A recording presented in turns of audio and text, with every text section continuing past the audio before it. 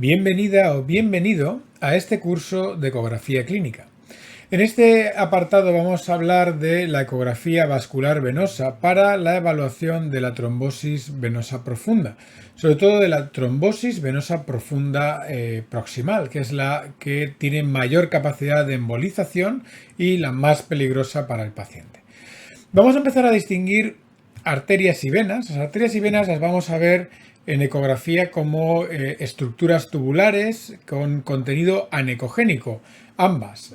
Pero vamos a ver un poco cómo diferenciar una vena y una arteria. Las arterias pulsan. Aquí tenemos una sección transversal de mi cuello en la que vemos la arteria carótida que pulsa, que tiene un ritmo pulsátil, y la vena yugular, que está por encima justo, que no tiene esa pulsatilidad.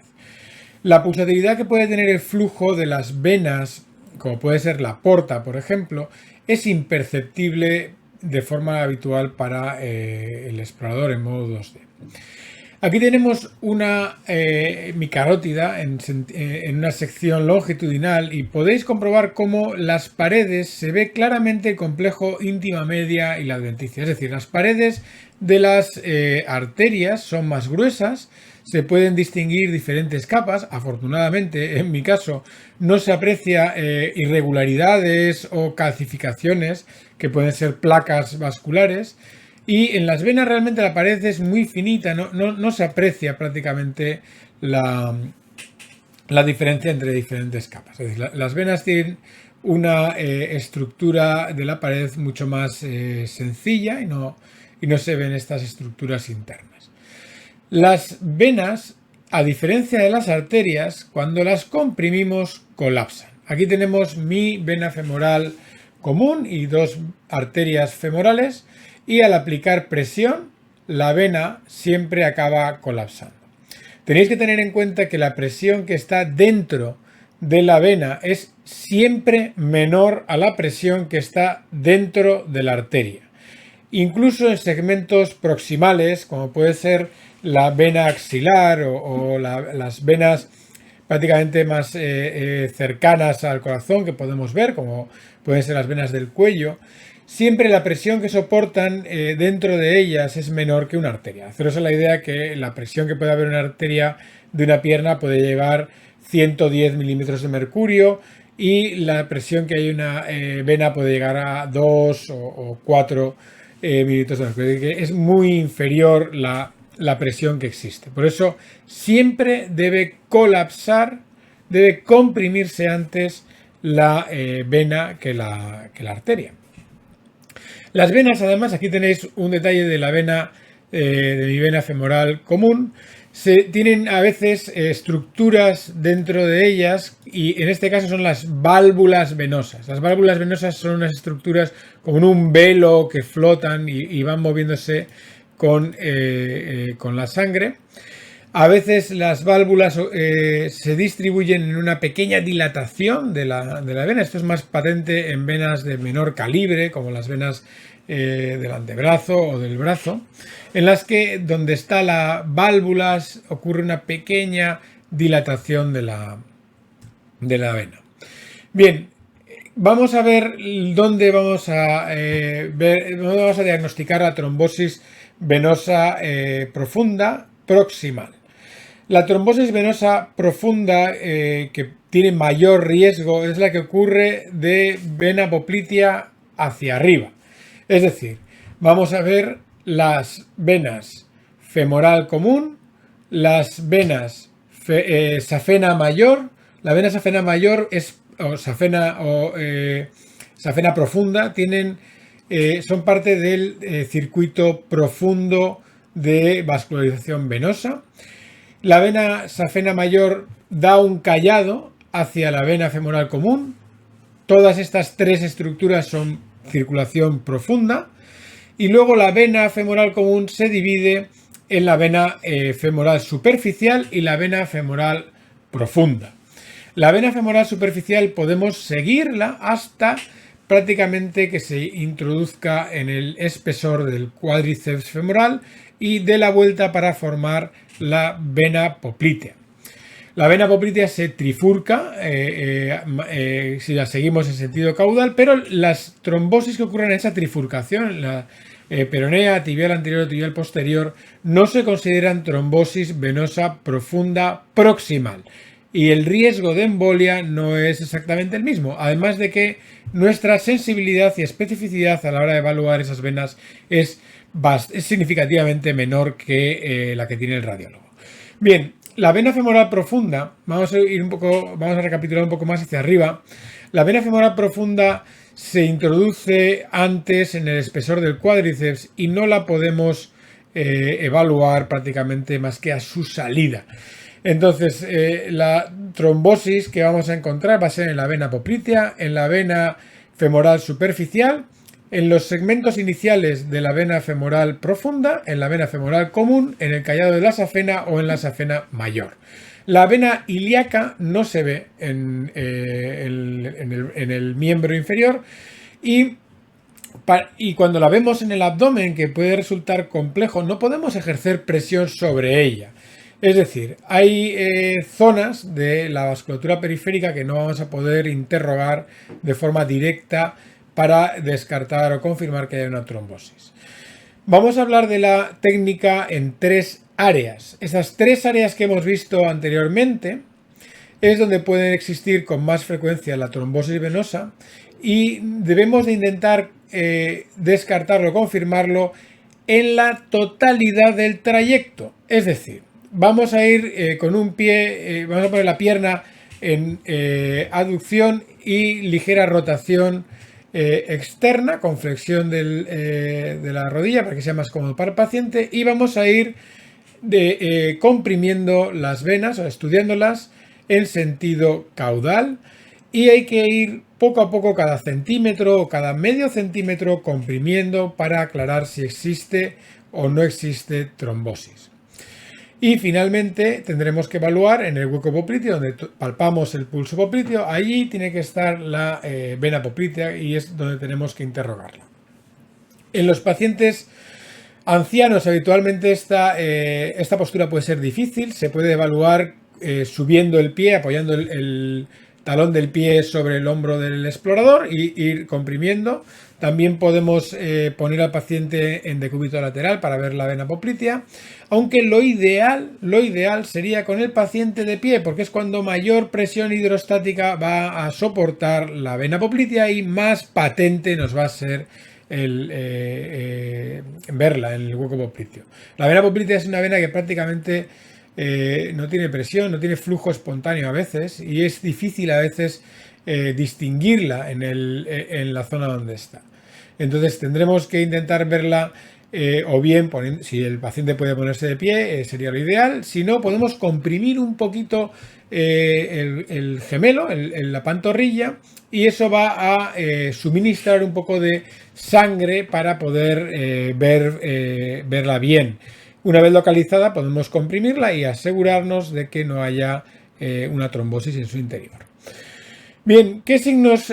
¿Cómo vamos a ver esto en la anatomía normal? La anatomía vascular es muy variable. Esto corresponde aproximadamente al 60% de la población, pero os vais a encontrar mucha variabilidad, sobre todo en miembros superiores, en miembros inferiores no tanto, pero la distribución puede variar bastante. Es importante que tengáis claro qué es arteria y qué es vena. Y dentro de las venas, qué es superficial, o sea, qué es proximal y qué es superficial y qué es profundo y qué es proximal y distal. No es tan relevante exactamente el nombre de la vena como el saber que tiene o no un trombo alojado en una zona peligrosa para el paciente. Inicialmente, en la mayor parte de los pacientes vais a encontraros la arteria femoral común. Esto es prácticamente la raíz del miembro inferior, la vena femoral común y la vena safena mayor. La vamos a ver como una vena cortada de través, y a medida que vamos bajando va a unirse con la vena femoral común formando el callado de la safena.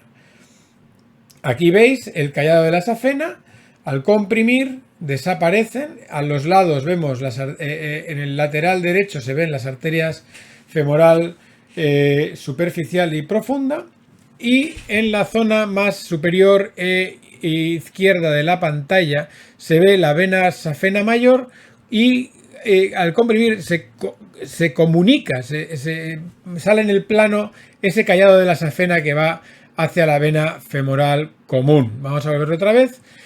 Al apretar desaparecen ambas venas y queda de todas formas la arteria femoral superficial y profunda, que el esfuerzo que se ha hecho al comprimir no llega a colapsarlas por completo.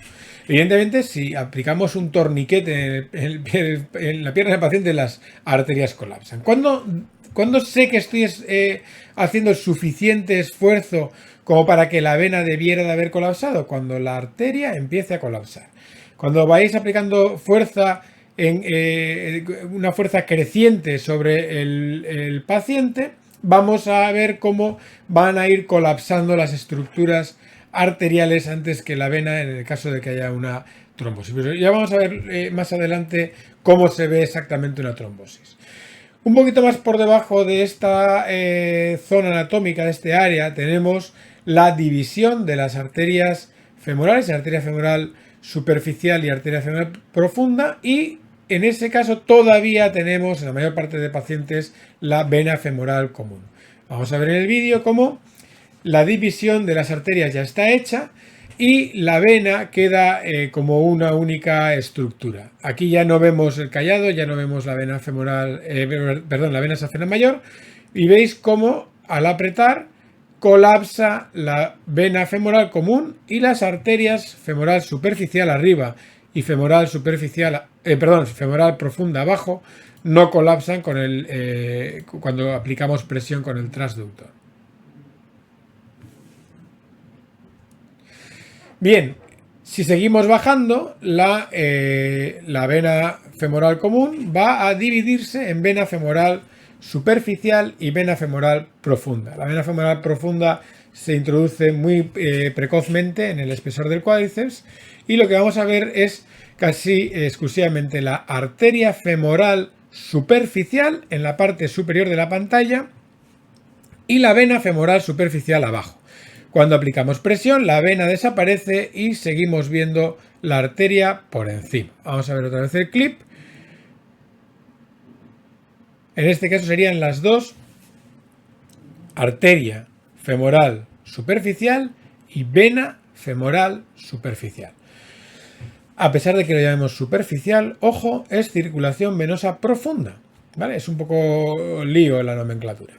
Bien, vamos a bajar un poco más y vamos a llegar al hueco popliteo en el que la vena poplitea se queda en relación con la arteria poplitea. Como norma general, las venas van a estar más expuestas, más hacia la zona medial del muslo y más externas que las arterias. Esto es así porque evolutivamente hay una ventaja en que si sufrimos un traumatismo, una herida, una sección del muslo, vamos a morir antes si tenemos una sección de una arteria que de una vena. Luego, evolutivamente hemos desplazado las venas más superficialmente que las arterias. En la vena poplitea suele estar la vena poplitea por encima y la arteria poplitea por debajo, pero eso es todavía más variable. Las podemos ver una al lado de otra o incluso la vena poplitea por debajo. Lo que sí que va a ocurrir es que cuando nosotros apliquemos presión, la vena va a desaparecer primero y después vamos a tener que aplicar más presión para que se parezca la arteria. Bien, lo vamos a ver así. Aquí tenemos, en mi caso, la arteria y la vena se colocan prácticamente a la par. Estáis viendo mi vena poplitea y mi arteria poplitea. Al aplicar presión, la vena poplitea desaparece y queda todavía la arteria poplitea. Bien, hemos visto las venas y las arterias como imágenes redondeadas, imágenes estáticas, ¿vale? Esto podría confundirnos en el caso de que hubiera, por ejemplo, un quiste de Baker o incluso una adenopatía. Las adenopatías o los quistes, los lipomas o cualquier otra estructura que puede ser redondeada y puede ser más o menos ecogénica y despistarnos, tiene una característica principal. Si tenemos una imagen circular, una imagen esférica y vamos bajando, aparecerá en el plano y cuando la sobrepasemos desaparecerá. Esto no va a ocurrir con las venas. Las venas son tubos que van de arriba a abajo. Y mientras nosotros vayamos haciendo una vamos haciendo cortes cada vez más abajo, seguimos en todo momento viendo esos tubos. Eso es lo que diferencia la vena de un quiste o de un lipoma o de una adenopatía o de otro tipo de estructuras que pueden despistarnos. Bien, los signos directos de TVP son la ausencia de colapso al aplicar presión en perpendicular y en sección transversal y la presencia de material hiperecogénico en el interior de la vena. El material hiperecogénico no tiene por qué obliterar la totalidad de la luz de la vena, ¿vale? Puede ser una trombosis venosa que no ocupe todo. Y lo vamos a ver siempre mejor en sección transversal. ¿Qué ocurre? Si nosotros tenemos una estructura tubular y apretamos presión en sentido longitudinal, puede que al apretar la presión se desplace y nos dé una falsa sensación de colapso.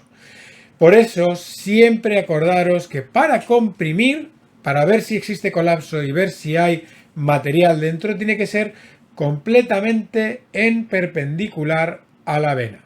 Y siempre en lo más perpendicular tiene que estar la sonda. Si no, puede que estemos haciendo poca presión con un enfoque oblicuo y puede que nos dé una falsa sensación de ausencia de colapso. Estos son los signos directos. Existen signos indirectos, que es para lo que existe el Doppler. Esto se llamaría Extended Compression Ultrasound, ¿vale? ECUS. No es el motivo de este tema, es lo que hace el radiólogo. El Doppler, acordaros que cuando se habla de una ecografía Doppler de miembros inferiores no tiene nada que ver el color. El color despista más que aclara a la hora de ver o de aclarar la permeabilidad de una vena en extremidades inferiores. El Doppler color, acordaros que puede estar mal calibrado, con flujos excesivamente con una escala excesivamente rápida de velocidad y no ver ninguna señal en una vena que realmente tiene flujo. Además de que hay zonas, como la vena poplítea, cuyo flujo no tiene por qué ser espontáneo y puede que no se vea realmente la señal color de forma homogénea. El Doppler realmente se utiliza es el Doppler pulsado y lo que se trata es de aclarar si existe variación con la respiración del paciente en el flujo de la vena. En caso de que no exista, es plausible que haya una interrupción entre la vena cava inferior del paciente, que es lo que conecta con los flujos inspiratorios, y esa vena. Es decir, no podemos saber en qué punto está la trombosis, pero probablemente haya una obstrucción proximal a esa vena. Esto es un poquito más avanzado. Vamos a ver primero esta técnica más simple, que realmente es la más práctica y la que más validada está. Bien, esto es un ejemplo en el que vemos una vena femoral superficial y una arteria femoral superficial, y al apretar presión, al hacer presión, en este caso comprime, y donde está la trombosis, donde veis el material hiperecogénico, apretamos presión y no colapsa. Vamos a ver otra vez el vídeo. Os fijaréis que de manera inicial, al comprimir, empezamos a ver colapsar las paredes de la arteria, y eso quiere decir que ya estamos aplicando la suficiente fuerza como para aclarar que la vena, que es la estructura que está inmediatamente por debajo, debiera de haber colapsado. Luego, en este caso, además de verse un material hiperecogénico en su interior, la vena no colapsa. Luego, este es un caso de una trombosis venosa, en este caso particular de la vena femoral superficial. Bien, vamos a ver unos cuantos ejemplos, pero antes lo importante es aclarar cómo imbricar esta prueba en el razonamiento clínico. Es decir, la trombosis venosa profunda es una de las enfermedades en las que la probabilidad pretest está más estudiada. Podríamos pasar una tarde entera hablando de qué tipos de escala podríamos utilizar. La escala de Wells no es, para mi gusto, la mejor, pero es la que más extendida está. Y esto, de una forma sencilla, puede hacer la trombosis venosa como improbable o como probable. Vamos a utilizar la dicotomía, que siempre es más sencillo de entender. En el caso de que tengamos una trombosis, una probabilidad pretest que sea improbable, si realizamos una ecografía y la ecografía es negativa, podemos descartar. La hacemos tan sumamente improbable que no merece la pena continuar el estudio. En el caso de que la trombosis, la probabilidad sea improbable y la ecografía sea positiva, habremos diagnosticado la enfermedad y habrá que poner tratamiento. Y el matiz es que en el caso de que la probabilidad pretest sea probable, si vais a utilizar la escala de Wells en la que es cualitativa tricotómica, la que hace como improbable, moderadamente probable y altamente probable, sería moderado o altamente probable. Si en ese escenario la ecografía que hacemos es negativa, no podemos descartar y debemos de repetir el estudio en una semana por la probabilidad de que existan trombosis distales que vayan progresando o la probabilidad de que sea un estudio falsamente negativo. En el caso de que en una semana sea negativo, la probabilidad de que tenga una trombosis el paciente es muy baja y podemos excluirlo del diagnóstico diferencial. No obstante, existiría la posibilidad de una trombosis venosa ilíaca en la que deberíamos de solicitar una ecografía arreglada informando al radiólogo de esta posibilidad. Y en el caso de que el radiólogo no lo tenga claro, probablemente haya que hacer un flebotac. La venografía, como sabéis, ya no es una prueba que se haga de forma rutinaria. En el caso de que la probabilidad pretest fuera probable, si el estudio es positivo, la tenemos diagnosticada y habría que tratarla. Vamos a ver una serie de ejemplos. Aquí tenéis una vena femoral común, vamos a aplicar presión y veis que la arteria colapsa, pero seguimos viendo la vena. En esta vena es muy anecogénico, el trombo probablemente sea hiperagudo. El trombo, a medida que va progresando en el tiempo, va ganando hiperecogenicidad, aunque nosotros no tratamos de aclarar la cronología de la trombosis. También hay que saber que en momentos más iniciales, vamos a ver la trombosis como una vena con un contenido anecogénico y que al comprimirlo no colapsa. A medida que vaya pasando el tiempo, empezaremos a ver un contenido más hiperecogénico en el interior de la vena. Bien, en este caso veis una sección transversal para que veáis el trombo adherido a una de las paredes de la vena. Os recuerdo que no es la forma que tenemos de evaluar la trombosis venosa profunda, porque puede ser una trombosis parcial, no tenemos por qué ver, podemos comprimir y la vena deslizarse y salir de plano y darnos una falsa sensación de colapso. En este caso tenemos una vena femoral común con el callado de la safena y al comprimirla vemos que la pared de la arteria femoral está colapsándose, pero la vena la seguimos viendo. Luego hay algo que impide que colapsemos esta vena y en este caso es una trombosis venosa profunda en la femoral común y probablemente parte del callado de la safena.